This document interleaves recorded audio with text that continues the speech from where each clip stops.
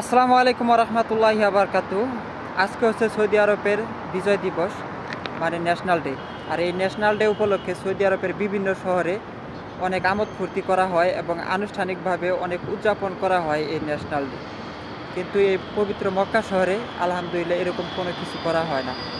শুধুমাত্র কিছু বড় বড় হোটেলে লাইটিংয়ের ব্যবস্থা থাকে। আমি এই মুহূর্তে আছি পবিত্র মসজিদে আল হেরামের পাশে। এখান থেকে একদম স্পষ্ট দেখা যাচ্ছে, আপনাদেরকে দেখাই।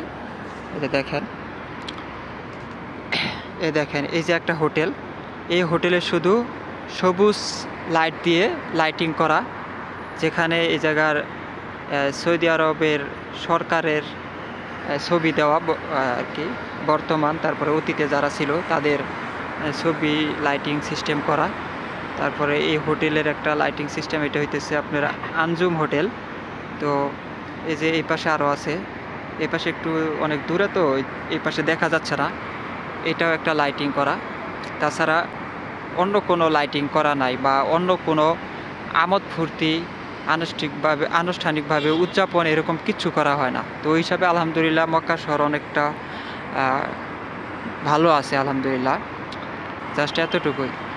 আর বিভিন্ন শহর আছে, যেমন আছে জেদ্দা আছে, দাম্মাম আছে, জুবাইল আছে, আরও আল কাসিম, আল খাবর, এগুলা শহরে কিন্তু অনেক আমোদ ফুর্তি করা হয়। তো ওই হিসাবে আলহামদুলিল্লাহ মক্কা শহরে অনেকটা ভালো আছে আর কি, যে এগুলাতে আমোদ ফুর্তি এতটা করা হয় না। ভালো থাকবেন, সুস্থ থাকবেন, আবারও দেখা হবে পরবর্তী নতুন কোনো ভিডিওতে। আসসালামু আলাইকুম, আল্লাহ হাফেজ।